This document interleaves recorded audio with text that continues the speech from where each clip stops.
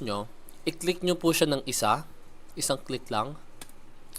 Pagkatapos nyo po siyang maklik, sa may touchpad nyo po,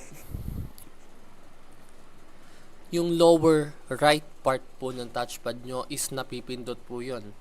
Pag click nyo po yun, tutunog yun, indicator na na-click nyo siya. Mararamdaman nyo po yung pagbaba ng part na yon and yung pagtunog niya. Pag click nyo po yun, lalabas po itong box na to. Ang mahanapin nyo po dito is extract to Ratiburus KMS tool. Pag click nyo po yan, lalabas po itong enter password. Ang ilalagay nyo po dyan na password ay 1, 2, 3. Pag nalagay nyo po yung password na 1, 2, 3 na yan, pupunta po kayo dito sa may OK and then isang click. Hintayin nyo pong ma-download yun. Pagkatapos po niyang ma-download, punta po kayo dito sa may lumabas na folder po yan, folder na Ratiburus KMS tool. Double click. And then, isa pa pong double click sa loob. Ayan. Lalabas na po itong mga nakasulat na ito na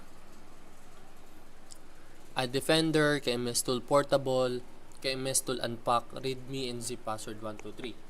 Ido-double click nyo po yung nakasulat na KMS tools unpack. Double click nyo po yon.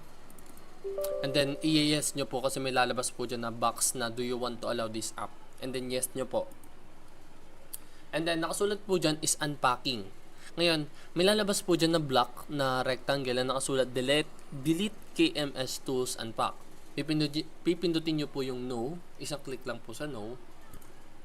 And then, lalabas po yung KMS tools. Double click nyo po yung KMS tools. And then, lalabas po ulit yung do you want to allow this app. I-yes nyo lang po yun. And then, lalabas po itong box po na ito na app. Ayan.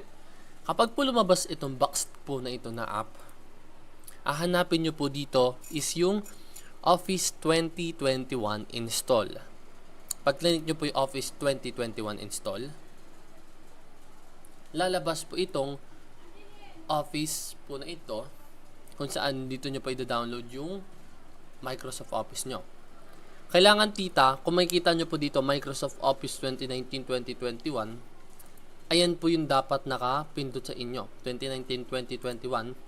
And then, naka-check po dapat yan. Naka-auto-check na po yung lahat. Makikita nyo po, naka-check po yung Pro Plus 2021 volume. And then, naka-check po yung Word, Excel, Access, Outlook, OneNote, PowerPoint, and Publisher. Ang kailangan nyo na lang pong gawin dito, is install. Pag pinindot nyo po yung install, may loading po na lalabas doon. Yung loading na yung kailangan nyo lang pong matapos yun. Tapos, pag natapos nyo na po siya, nakasulat po yung na-complete doon. Idadan nyo na lang po. Ngayon, pag nadan nyo po yun, idadan nyo na lang po yun. Ayan. Pag nadan na po siya, balik po kayo dito, pipindutin nyo lang po itong dragon po na ito sa baba, nakasulat KMS tool. Pipindutin nyo lang po ng isang click yan, tapos lalabas na po itong box ulit na ito. Ngayon, ang pipindutin nyo naman po dito, is AACT Portable. Pag click nyo po yung AACT Portable, lalabas po itong box po na ito. Ngayon, pag lumabas po ito, ang hanapin nyo naman po dito is Office Activation. Pag click nyo po yung Office Activation, maglo-loading po yan dito.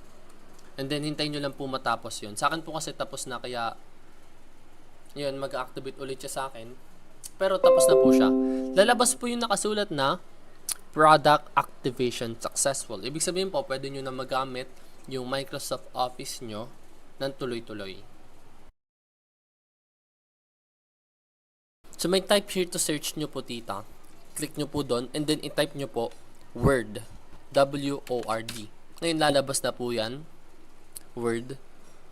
Pag click nyo po ng isang beses yan, isang click, lalabas na itong Word, Microsoft Word. Pwede na kayo po gumawa. meron na kayong Microsoft Office nyo.